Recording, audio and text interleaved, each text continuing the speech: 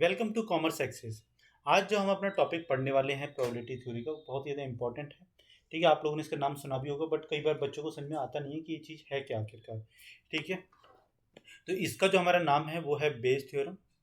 आखिरकार Bayes theorem लाने की जरूरत क्यों पड़ी, और मतलब इसके पीछे का रीज़न क्या था, और इसका फुल कंसेप्ट क्या है। ठीक है, ये चीज़ आज हम लोग अपनी क्लास में पढ़ेंगे। और उससे पहले मैं आपको बता दूं कि हम लोगों ने अपने चैनल पे JSO plus AAO plus English, ठीक है, एक फ्री बैच लॉन्च किया हुआ है, जिसमें आप लोग पढ़ सकते हैं हमारे चैनल से। ये कि CGL मेंस को टारगेट करके, मतलब जो अभी आने वाला है अपकमिंग 2021 वाला। ठीक है, इसके लिए टारगेट है क्या, मेंस हमारा, जो कि अभी फैब में होगा। तो मैं उसके लिए आप लोग, तब तक तो कोर्स बहुत ज़्यादा कंप्लीट हो जाएगा यार, तब तक तो चलेगा भी नहीं। ठीक है, तो आप लोग हमारे चैनल को सब्सक्राइब करके हमारी वीडियोस के साथ में जुड़ सकते हैं। और हम लोग इसी तरीके से आप लोगों को फ्री कंटेंट प्रोवाइड करवाते रहेंगे, और क्लासेस भी, सो दैट कि आप लोग पढ़ो और आगे सिलेक्शन पाओ। तो बेस थ्योरम, सबसे पहले बेस थ्योरम है क्या। तो डेफिनेशन वगैरह कुछ नहीं देखेंगे, ऊपर वाले को भूल जाओ। नीचे मैं आपकी मतलब छोटी सी कहानी बताऊंगा, जिस कहानी से फिर हम लोग आगे अपनी उस पर पहुंचेंगे, बेस थ्योरम पे। तो देखो हुआ क्या। एक पर्सन था जिसका नाम था राम। ठीक है, इनकी एक शॉप थी यहाँ पे। और ये शॉप किस चीज़ की थी, ये थी भैया विंटर क्लोथ्स की। ठीक है, विंटर क्लोथ्स की शॉप थी। तो इन्होंने बहुत अच्छा से एक बैनर वगैरह अपना लगा रखा था, बहुत ज़्यादा अच्छी इनकी दुकान चलती थी। तो ये 2000 मतलब 18 की बात करते हैं, तो 2018 में ये लोग अपने बिजनेस को इस्टेब्लिश किया इन्होंने। तो इनके यहाँ पे कुछ मतलब इन्होंने प्रोडक्ट अपना मंगवाया, तो इनके यहाँ पे कुछ डिमांड हुई। ठीक है, तो फर्स्ट टाइम इनका बिजनेस था, इनकी कुछ डिमांड हुई। तो इन्होंने एक एस्टिमेट लगाया कि हाँ भाई, इस साल मेरा मतलब कि मानो कि 2 लाख का माल बिक गया सर्दियों में। ठीक है, 2 लाख का माल सर्दियों में बिक गया। तो अगले साल अब मुझे फिर से 2 लाख का ही माल मंगवाना है। ठीक है, फिर 2019 आया। तो इन्होंने क्या किया, फिर इन्होंने अपने यहाँ पे पहले से ही 2 लाख का सामान मंगवा के रख लिया। ठीक है, 2 लाख का प्लस कुछ और सामान मंगवा के रख लिया 20 हज़ार का। तो ये 2,20,000 रुपये का, मानो कि इन्होंने पूरा का पूरा अपने यहाँ पे सामान मंगवा के रखा। तो इन्होंने कहा थोड़ा बहुत और घटेगा बढ़ेगा, तो उसके लिए थोड़ा सा मंगवा लो। तो 2,20,000 का सामान मंगवाया। पर होता क्या है कि जब 2019 खत्म होता है, इसका विंटर मतलब 2020 का जब मार्च आ जाता है, जब एंड ऑफ द सीजन आ जाता है, तब क्या होता है इनके यहाँ पे, मतलब मानो कि 50,000 का माल बच जाता है। ठीक है, तो ये सोचते हैं यार कि ये तो मेरे साथ में क्या हो गया। पहले मैंने 2 लाख का माल मंगवाया था, ठीक है, जब मेरे स्टार्टिंग ईयर में मेरे 2 लाख की बिक्री हो गई थी। पर इस साल की मेरा 50,000 का माल बिक गया। क्या हुआ कि मतलब मेरा जो धंधा था वो कम हुआ, कि क्या हो गया कि मेरा जो माल था वो बच गया। ठीक है, तो इस तरीके से फिर क्या हुआ, फिर उन्होंने 2021 में कुछ माल मंगवाया। ठीक है, और फिर वो कुछ चला। और फिर इनका कुछ माल, मतलब इस बार मानो कि जैसे इनका सामान इन्होंने फिर से 50,000 रुपये कम करवा के मंगवाया। तो 50,000 रुपये कम मतलब कि 1,70,000 का इन्होंने माल मंगवाया। ठीक है, तो इन्होंने इस बार 1,70,000 का जब माल मंगवाया, तो इस बार इनकी जो डिमांड थी वो 2.5 लाख की हो गई। ठीक है, तो इनके तो मतलब प्रीवियस जो वो थे, प्रीवियस जितने भी इनके एस्टिमेट थे, वो क्या हो रहे थे, सारे के सारे फेल हो रहे थे। ठीक है, तो इनको इस तरीके से अपने बिजनेस करने में बहुत ज़्यादा प्रॉब्लम्स आ रही थी। तो लेकिन अब इन्होंने क्या किया, इन्होंने कहा कि यार ये सब तो सही है, अब मैं अपनी बेस थ्योरम को इस्तेमाल करूंगा। ठीक है, तो बेस थ्योरम हमारी क्या इस्तेमाल करने के लिए कहती है, बेस थ्योरम हमारी बोलती है कि आपका जितना भी पास्ट का कोई भी हमारा डाटा है, ठीक है, आपकी पास्ट की जितनी भी आपकी कोई भी प्रोबेबिलिटी है या डाटा है, उसको लेके आओ। हाँ, हमारा कोई भी न्यू जो इन्फॉर्मेशन है, मतलब कि जैसे मानो कि इनके पास 2019 का डाटा था, ठीक है, और 2020 का डाटा को कनेक्ट करो। और यहाँ पे इन दोनों इन्फॉर्मेशन को मतलब कनेक्ट जब करोगे, तब उसके बाद में जो हमारी नई जो थ्योरम निकल के आती है, मतलब नया जो हमारा निकल के आता है, उसको हम लोग बोलते हैं बेस थ्योरम की पोस्चर।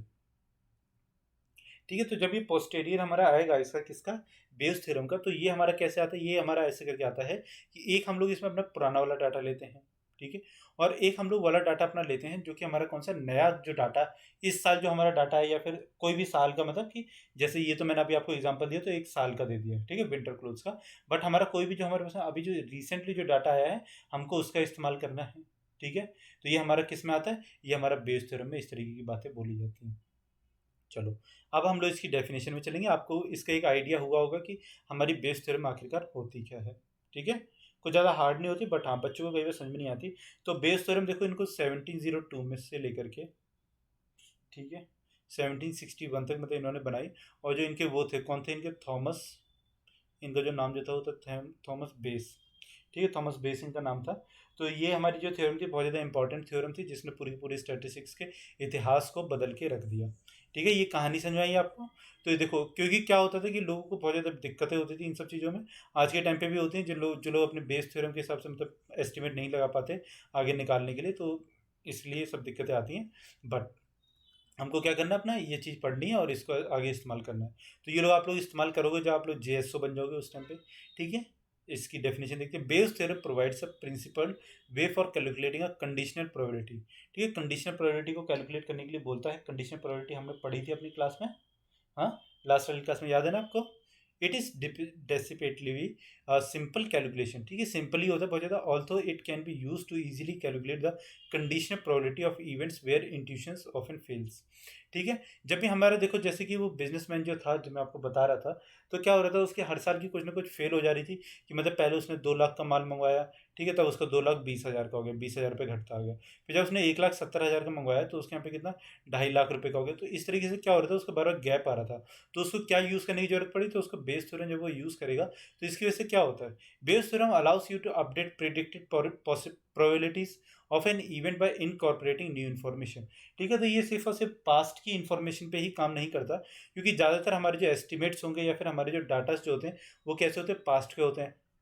ठीक है, तो ये सिर्फ और सिर्फ पास्ट की इन्फॉर्मेशन पे काम ना कर करके ये क्या करता है, हमारी न्यू इन्फॉर्मेशन को भी गैदर करता है उसके साथ में, और उसके बाद में ये हमको एक न्यू प्रेडिक्टेड प्रोबेबिलिटी ऐसी निकाल के देता है जो कि हमारी रियल टाइम पे उस पर काम करेगी। ठीक है, तो जब ये चीज़ उस पर रियल टाइम पे काम करती है तो इससे हमको मतलब सबसे पहले तो बिजनेसमैन को ये फ़ायदा हो जाता है कि वो इसमें से एक ऐसी वैल्यू को निकालता है जो उसका एक फ्यूचर एस्टिमेट दे देगी। और इसकी वजह से क्या होता है, उसको घाटा होने के चांसेस, या फिर जैसे इसको यहाँ पे मतलब माल शॉर्टेज पड़ गया तो उन सब के चांसेस कम हो जाते हैं। ठीक है, तो बेस थ्योरम का एक फॉर्मूला होता है, तो मैं आपको यहीं पे लिख के बता देता हूँ।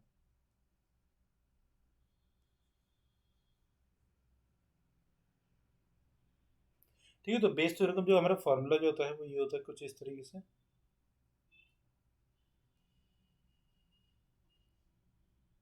पी और ब्रैकेट में। ठीक है, ये हमारा इसका फॉर्मूला रहता है, तो इसको हम लोग यूज़ करते हैं, आगे करके दिखाएंगे भी। तो क्या कहता है, Bayes theorem offers a powerful statistical method of combining our evolution of new information as well as a period prior estimate of the probability to create posterior probability। ठीक है, तो ये posterior probability को आगे बढ़ा के देता है हमारी पुरानी वाली जितनी भी इंफॉर्मेशन है, जो कि मैं भी आपको बता ही रहा था कि जैसे हमारा एस्टिमेट था उस वाली दुकान का, तो उसके हिसाब से क्या किया इन्होंने, पीरियड पीरियड वाली जो हमारी एस्टिमेट था उसको निकाला, और फिर हमारा क्या था, जो हमारी न्यू जो आई थी उसको निकाला था। ठीक है, तो जब हमने उन दोनों को इंटू किया तो इससे हमारी क्या आई, न्यू वाली इन्फॉर्मेशन निकल के आई। 10 probabilities before revision of base concept are termed as priori probabilities. ठीक है, probabilities which have undergone revision in the light of additional information by base rule are termed as posterior probabilities और revised probabilities. ठीक है, जो भी हमारी कोई भी नई निकल के आती है बेस रूल के अकॉर्डिंग, तो उसको हम लोग पोस्टीरियर प्रोबेबिलिटीज या फिर रिवाइज्ड प्रोबेबिलिटीज भी कहते हैं, क्योंकि एक नई वैल्यू मतलब कि न्यू एक एडिशन कर देती है।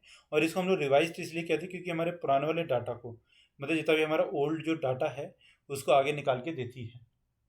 ठीक है, which can be altered after additional information is gathered, जो कि हमारी क्या कर सकती है, ऑल्टर हो सकती है। कैसे, जब हम एडिशनल इन्फॉर्मेशन को उसमें गैदर करके मतलब आगे लगाते हैं, तो एडिशनल इन्फॉर्मेशन हमारी क्या हुई, जो कि हमारा न्यू डाटा आया किसमें, पुराने वाले डाटा के हिसाब से। तो कुछ हमारा इस तरीके से बनता है। देखो, सबसे पहले हमारी प्रायरी प्रोबेबिलिटी होती है जो कि हमारी पास्ट वाली होती है। ठीक है, जैसे कि मान हमारा डाटा तो 2018 का, 19 का, 20 का, और हमारे पास जो न्यू इन्फॉर्मेशन चाहिए ये कब की, हमारी 2021 की। तो हम लोग क्या करेंगे, इन दोनों को इंटू करेंगे। ठीक है, 2018, 19, 20 के डाटा को इसको लेंगे, और हमारे जो 21 का जो न्यू इन्फॉर्मेशन जो रहेगी, तो हम जो इन दोनों को मल्टीप्लिकेशन करते हैं तो हमारे यहाँ पे बेस प्रोसेस बनता है। और ठीक है, और बेस प्रोसेस के अंदर हमारे क्या निकल के आता है, पोस्टीरियर प्रोबेबिलिटीज निकल के आता है। तो इससे हमारा डाटा जो होता है वो एक नया डाटा और बहुत ही ज़्यादा एक अच्छा डाटा जो होता है वो निकल के आता है। ठीक है, तो इससे हमको क्या वैल्यूज मिलती है, सबसे पहले तो एस्टिमेट करने के लिए मिलता है कि फ्यूचर में हम लोग क्या चीज़ें एस्टिमेट कर सकते हैं, हाँ, इस तरीके से। ठीक है, चलो, तो देखो ये हमारा कुछ इस तरीके से रहता है बेस थ्योरम का principle way of calculating a conditional probability without the joint probability. It is often the case that we do not have access to the denominator directly. ठीक है, तो इस वाले केस में हम लोग क्या करते हैं, देखो, P B equals to P B A into में P A plus P B not A, और यहाँ पे इंटू में पी नॉट ए।